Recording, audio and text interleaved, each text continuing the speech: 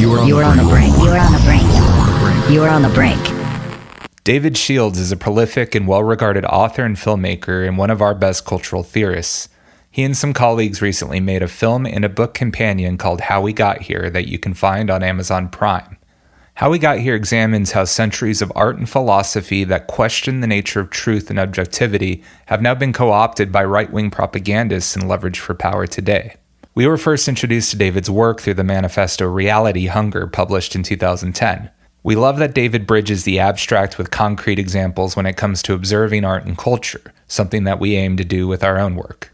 And now here's our conversation with David Shields. Stuff comes my way through friends and research assistants and colleagues, and I'll sort of explore it.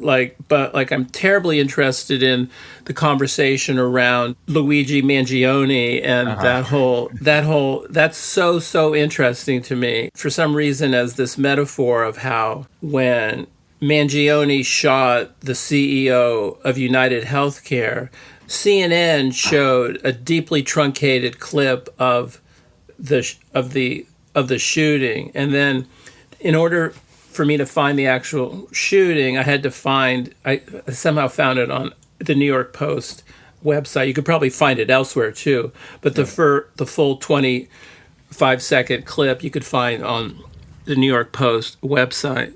Big surprise, but to me that was a powerful metaphor of the election. This is kind of the way that my mind thinks, for better or worse, is that Kamala Harris was sort of the CNN website where we're going to play by the old rules. This is this is upsetting to children or whatever the thing is. And, we're going to just show you a little bit of it. And it's kind of boring because that you're not seeing blood and guts. And for me, that was a bit of a metaphor that the New York Post, which of course is a right-wing tabloid and supports Trump, but in a way, it's sort of like post-discourse. Like, we know what you want, and we're just going to show it to you, and here's the clip. And I found that I didn't want to look at the CNN.com clip. I stayed on the New York Post website. And to me, okay, so what? They have different brands. That's not interesting. But as a metaphor for the election, I thought it was kind of, to me, a perfect metaphor of what Kamala Harris was doing, pretending there's still some sort of civil discourse, and what Trump was doing, which is fuck that shit. Yeah, me and my fiance have been talking a lot about kind of unpacking the UHC CEO assassination and comparing and contrasting it with the guy who self-immolated in protest of Palestinian occupation last year, if you remember that.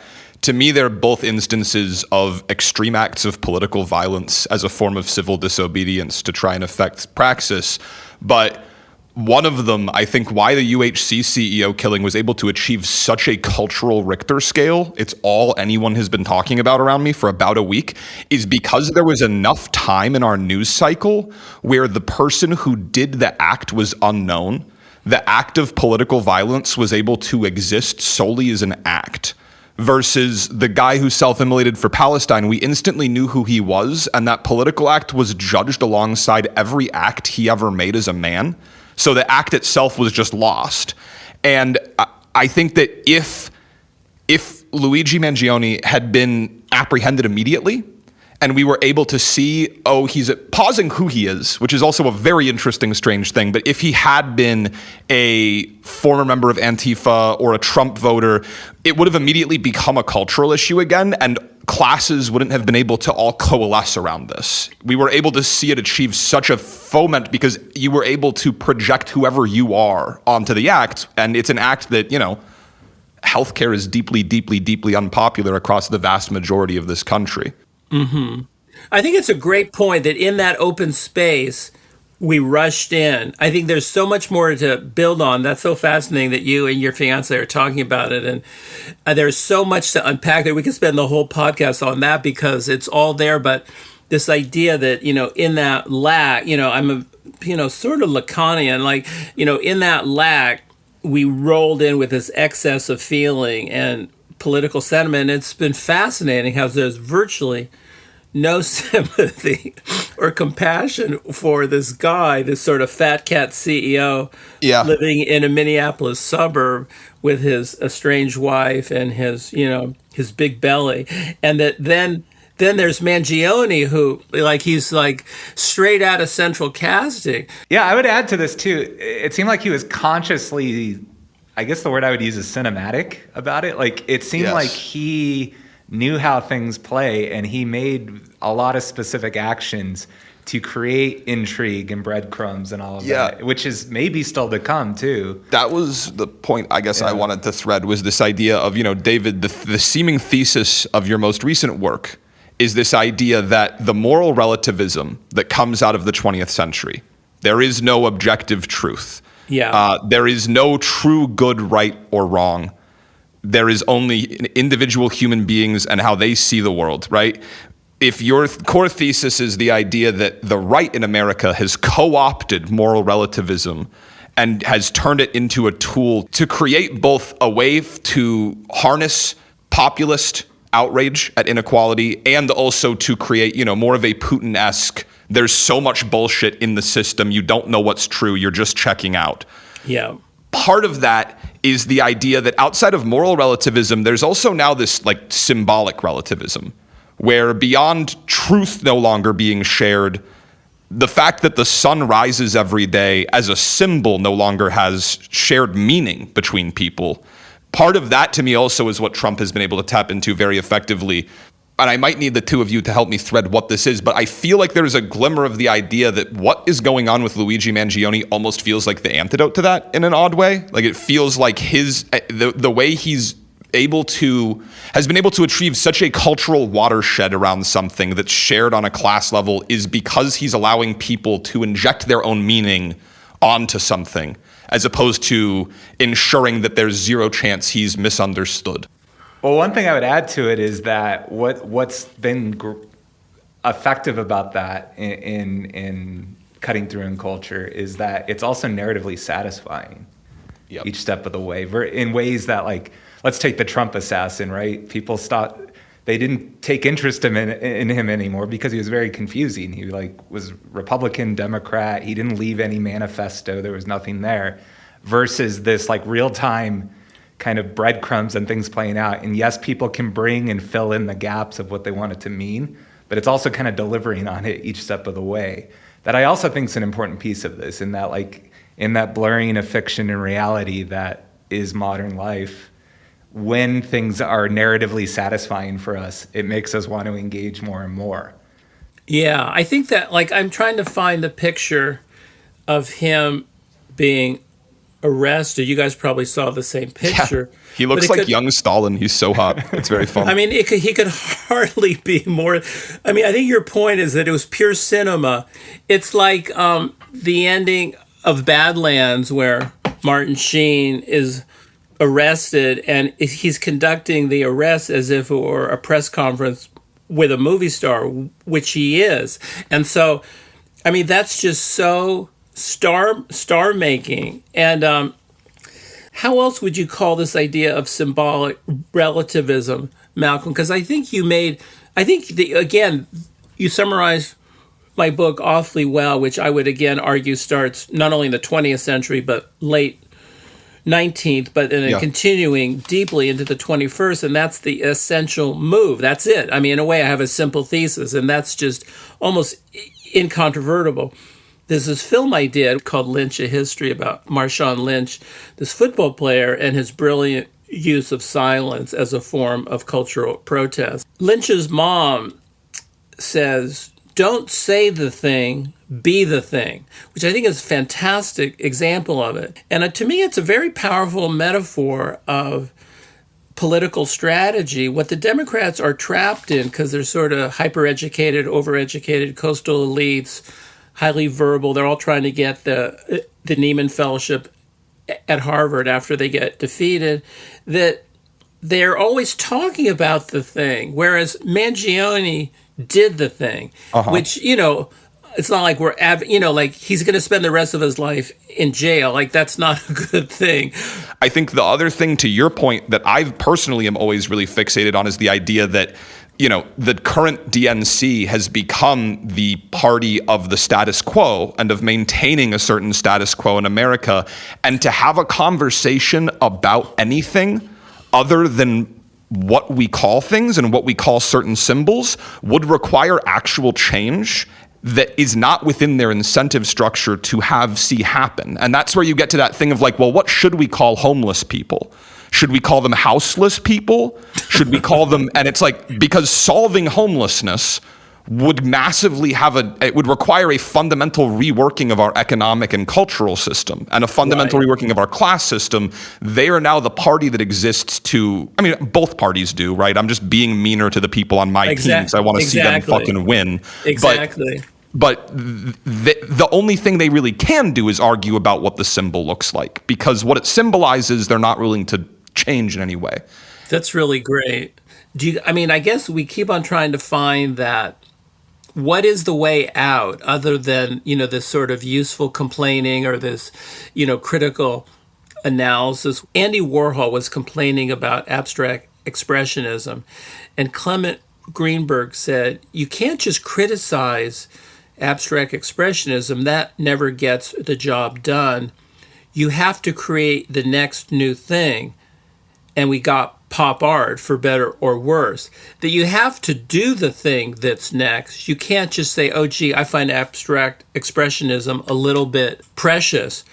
You have to create pop art with a bunch of cartoon characters with bubbles coming out of their mouth. And if that catches on, that catches on. And in a way, that's the end of abstract expressionism, and it's the beginning of pop art. And, you could argue which one you prefer, but I just think it's a powerful idea of Clement Greenberg. I think I have this anecdote right. Going to Warhol's studio and saying, you can't criticize the thing, you have to create the next new thing. And in a way, that's Mangione, not that we're all going to go in and murder CEOs, but that it goes back to Malcolm's point of symbolic relativism and also creating this narrative into which we could all fall. And I don't know, I think of this other moment that's really crucial to me. They asked Kamala Harris what her favorite swear word was. I don't know if you've heard this thing. And she said, well, it begins with M and it ends with A, but I can't say it, which is exactly wrong. Like, motherfucker, is sort of what she was trying to say. But she laughed in her sort of usual kind of way. But you gotta say it, by saying it begins with M and ends with A, and I'm too shy and too proper. I'm too much like the CNN.com website, which won't show just say the fucking word and own it, you know what I mean?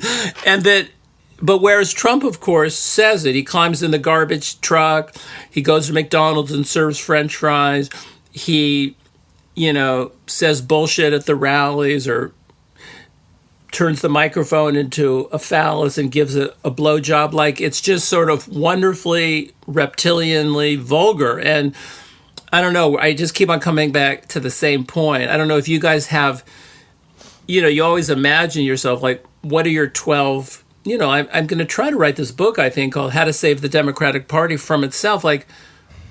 What are your guys' marching orders to change the political apocalypse? I think part of what you're getting at with that example there that we think about is it kind of gets to this word authenticity that gets thrown around. And we're always like, what does authenticity actually mean? Because I think Trump is more authentic than Kamala Harris, despite lying more than she does. Right? Yeah. So that means authenticity and the idea of lies are divorced from one another. And when you start to get to the heart of it, I think the best metaphor I came up with is Donald Trump is a reality TV character that got dropped into Aaron Sorkin's West Wing, right? Where it's they're all performing, but that reality show character is going to stand out in contrast to everybody around there. And I think the heart of that is we're so media savvy and we're so kind of hyper aware of performance, I think, as a society at this point. And that's where media intersects, right? Where when we see Kamala Harris have that response, we're just being reminded of the performative nature of our institutions. Yes. And that makes us angry and want to reject it and want to push back, versus Trump gives this permission structure of saying, tear it down. It's that meta thing, right? Trump is meta, where he's like, and he was at his strongest. My favorite Trump moment, as far as like his brilliance, was the debate in 2016 when he says something on the stage and the crowd starts booing in the audience of the debate. And he faces directly down the lens of the camera and he says, they're all booing me because they're part of the donor class, right? And they paid to be here, but I don't want their money. I don't need their money.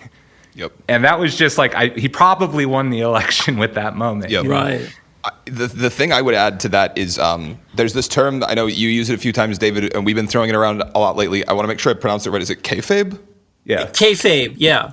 So I would define kayfabe as this idea that a group of actors are participating in something that is fiction, but pretending it's reality. The audience who is there also knows that it is fundamentally fiction, but is participating in the theater. They too are pretending that it is reality. Yeah. American politics has become kayfabe. Trump is the only person who has now taken that and at times when it is a weapon he can use, says to the audience, this is fucking fake. Exactly. This doesn't matter and it's not real and what you're seeing is false. And no one else is willing to do, everyone else is fundamentally still unwilling to say that. To me, the thing that why Trump, to his own words, can go out on Saks Fifth Avenue and shoot someone and he'll still win the election is because of, Josh's example is a great one. The other one is, the example where he was on stage and said, these people all have my phone number and I have their phone number. I call them, they pick up. I'm acknowledging the fact that there is an oligarch class and we play by a different set of rules than you. That is real. And the thing I will give Trump and the Republican Party is that, or at least the MAGA movement, is that they have fundamentally said, like, this system isn't working for us anymore. It's broken. How they want to solve it, I completely disagree with. But I haven't seen the Democrats yet even come to the point of the system is broken. It's not serving people anymore. Let's stop looking for sound bites. Let's stop turning to the American people and telling them you want to build an opportunity economy, which you spent 10 days building with a strategist as the perfect soundbite. Talk to me like I'm a person. I can handle it. Yeah. And so much of our politics is still stuck in this place of messaging. And I think it leads to such an insane level of disillusionment. I'm also interested in this idea. There's this novel I like by J.M. Coetzee called Elizabeth Costello. And he talks about it indirectly. He talks about how the only work that gets talked about, he's talking about literary work, is work that's a problem, that creates a problem in the culture. And, some novels come, some novels go, but if the work is a problem, it gets talked about. And I think probably the book of mine that's got talked about the most still is probably Reality Hunger. It seemed to create a problem in the culture, and it wasn't intentional, but it just was. I don't know. I just thought it'd be published by some tiny publisher, but for some reason, and I was paid a pittance for it from the publisher, but it created a problem for some reason. And I really did not realize I was building this mousetrap, and I think this idea of being a problem is crucial to me. Certain books, whether it's American Psycho or, certain works that they're a problem and that we love wrestling with them. Boy, does Kamala Harris pretends, again, we're just saying the same thing in different guises. She pretends that there's no problem. As you say, we have an opportunity economy, blah, blah, blah. I worked at McDonald's, whatever. But what makes Trump so interesting, he's a fucking problem. And I think the idea whether Luigi Mangione's a problem, pop art's a problem, Marshawn Lynch is a problem, sort of Reality Hunger, if I may, was or is a problem. Trump gets that you've got to be a problem, and he sort of learned that from Howard Stern and Roy Cohn and all kinds of other things. But this idea of being a constant problem boy, does Trump understand that, I think. Yeah, I think that It's really intersects profound. media, right? In that you're hacking media, right? You're understanding that especially with social media, right? Where it's like, if we wanted to get to the heart of what makes something become a viral conversation on social media, I think first of all, you take the foundation that is social media is kayfabe, right? Everybody's there to participate in holding their symbols up to one another and be like, this is me, and express it. You have to come in and you have to create some sort of cognitive dissonance or conflict or problem or whatever it is between what we know in our hearts to be true, or what's like a common knowledge thing that's just under the surface, and what is the performance that sits on top, and like kind of break that, where it's like, oh wait, he's speaking the truth, even though that goes against. I mean, I'll give you a very tangible example. I think I always used to call out with this election how Kamala Harris's economic policy, one of the biggest selling points for it would be, well, all of the Nobel laureate economists have endorsed this one. So clearly this is the right one, right? It's like they literally don't get a thing. But anyway, go on, John. Yeah. And so within that, it's like, so that's almost the performative layer of, we're like, well, trust the experts, even though my lived experience as working class person is things have just gotten worse and worse over the last 40 years. Yeah, it's such a. But you're supposed to trust the experts. That's an example of something where then if you can come in and throw the kind of grenade of saying like, this is bullshit, which I saw, I think J.D. Vance was the one actually that spoke the best for it in the vice presidential debate, where he called it out. He's like, why should we trust the experts? The moderators like asked the question. He's like, what? Why? And everybody on that, like everybody was acting outraged over it, when it's like you're calling the game and you're creating the problem there. I think that is the heart of it, right? Is it creates something conversation where by finding that point of conflict between, I guess what we know is true in our guts, and maybe we talk about when there's no cameras pointed at us, versus what somebody says with a pen or with a camera pointed at them. And whenever those rub, that's when it's like, okay, that's conversation worthy.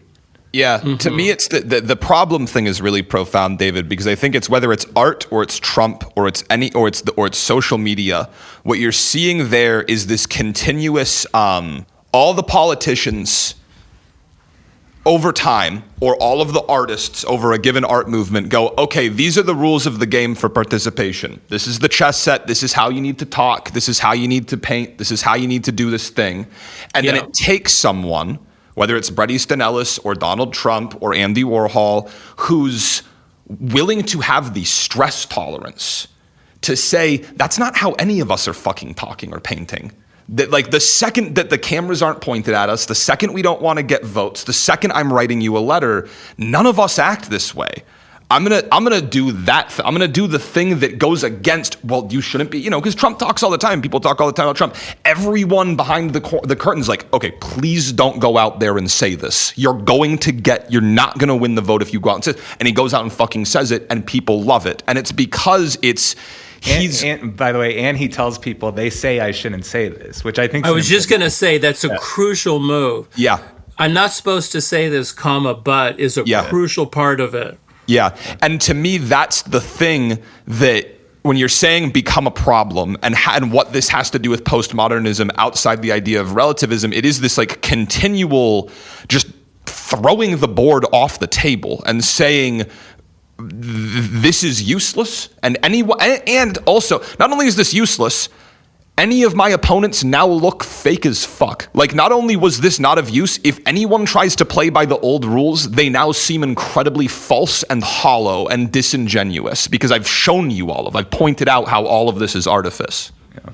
No, that's great. I mean, I think, again, we have all these, the irony is that we're praising pure performance, whether it's Mangione or Marshawn Lynch or whatever, but we're talking, we're analyzing that we're not professional performers, or at least I'm not. Like, So in a way, I feel like we have a good game plan for someone, but it's like you finally have to have those chops, and I feel like I just want to, phone this conversation in, but I don't know who, like, who's going to hear it. They're not going to hear it, it's a wonderful metaphor, like, of just who's ever playing that chessboard game becomes the very next morning inauthentic by continuing to play that chessboard, because I just made a move that rendered that chessboard moot. If you're playing on that chessboard, as Kamala clearly is or was, every single move, it doesn't matter if you come up with a witty line or a winning mantra or whatever, the chessboard is over. And so I think we've gotten to the core of the problem, and then the strategy is whether if anyone has these chops to do it. And I think, in a way, a question I've always wondered is, how did Trump, how did he come to, he hasn't read any of this stuff. How does he know to do it all? It utterly fascinates me. Because some of his stuff, it's like he's read all of the Society of the Spectacle, but he wouldn't know, Guy Debord if he served him a sandwich, like, it's unbelievable. I'm glad you're taking the conversation there for two reasons. The first one just being, as someone who spends a lot of time reading theory, nothing pleases me more than seeing an artist or a cultural actor who just kind of shows up and clearly hasn't spent 16 years reading a bunch of theory, but does it better than anyone else who's trying to write all of the incredibly intellectual depictions of what's going on. Very pleasing to me for some reason. But then beyond that, I think there's an interesting question of, okay, so we know Trump does not have a PhD in cultural theory, intellectualism. That's not where this is coming from. So where is it coming from? Is it and is it, which I try to talk about in the book a lot? Where does it come from? Vladislav Surkov? Does it come from Bannon? Is it reptilian and animalian? I guess, to me, outside of like its origins, to me, Trump's an entertainer. Right? We know this. That's what he's done forever. Entertainers meet a demand of an audience. Why is an audience demanding that? Why is an audience demanding this specific thing? Which I guess really is just reality hunger. Answer to question. Enter reality hunger, like, as a book. But if we know that an audience is demanding this, and Trump was able to meet that demand as an entertainer so quickly, kind of coming back to the crux of this conversation for me, how can the left meet that demand in a meaningful way? What can we be doing? I mean, I know we kind of don't have, except, it's almost like the problem is that we wrote or read reality hunger so that we're too left brain, so we can't come up with the performance, whereas Trump is just came up with it. Yeah, I think, I wanted to call out one thing that you had in your Trump book that actually stood out the most for me, felt like the newest information for me. And you had, I think it was a quote from like a longtime Trump associate or staffer that said he was the most present person he's ever known. Like, he's just constantly in the moment. Yeah. And I think the byproduct of that, where that intersects is narcissism, of that he is just consistently reactive, and it's not strategic in nature. It is receiving feedback mechanisms and then reacting to them. He very famously installed a bunch of televisions in the Oval Office, and I was thinking about Douglas Rushkoff had that observation that, like, people try to frame it like he's this like Homer Simpson character who's just lazily watching TV all day. But really, he called him the editor-in-chief, where he's seeing how his message is coming through across media so that he could react to it and then adjust the next day. And then you also had a note in there about, like, each day is like a episode, like a reality show episode, right? And we're going to try to win the day. Yeah. I think the lesson in all of that, I think it's just being open to the universe, I guess, would be the shorthand. And then, that does require the, like, kind of bravery to break from the social contract sometimes. Yeah, to me, I think my big propaganda messaging point for the left that meets Donald Trump that I've always felt really, really good about, if people could lean into it, is the idea of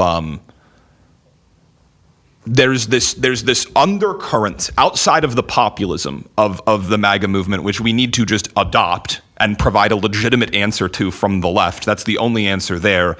There's this other undercurrent of this idea of traditionalism and that the Holy Roman Empire, and that we've gone too far into this weird world where we've abandoned these values we carried forward for thousands of years. And the left's usual response to it is like, no, let's go find indigenous instances where two-spirit existed, or let's find instances of equity and amongst genders or races from 2,000 years ago and then explain those to people.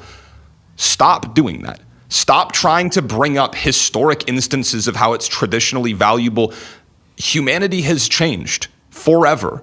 We all look at insane data rectangles all day long that have the whole compendium of human knowledge where we're interacting with each other at 10,000 miles an hour. Of course, our values are going to change. You would be fucking stupid to want to maintain the values that humans had for thousands of years. I think if someone just came out and said that and started running that angle of like, why are you guys trying to keep us fixed? This is a dumb way to think about our culture. You're being idiots. That would be I think that would help nerf a lot of the culture war gum that just stymies the ability for anyone to actually achieve and move in any meaningful way. Yeah, I think that's great. Maybe that's a good puts place them on the defensive. Yeah, I think the defensive is crucial. A friend of mine, Laurie Stone, who is a film critic and a drama critic and a performance art critic, that she said the three rules of downtown performance art in the 80s in New York were never explain, never apologize, never ask for love. And I think those are great.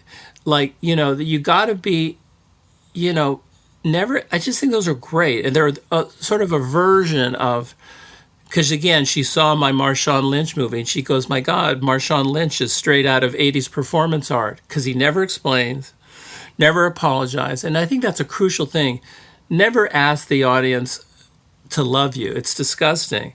And I think Trump is awfully good at those, which, they're kind of a translation of the Roy Cohn things. And I think one metaphor I come back to a lot is Republicans are always playing ice hockey and the Democrats are always playing beach volleyball. And it's just like, it's not going to work. And you got to figure out some Dom energy, and like without fail. And I don't know who that person is.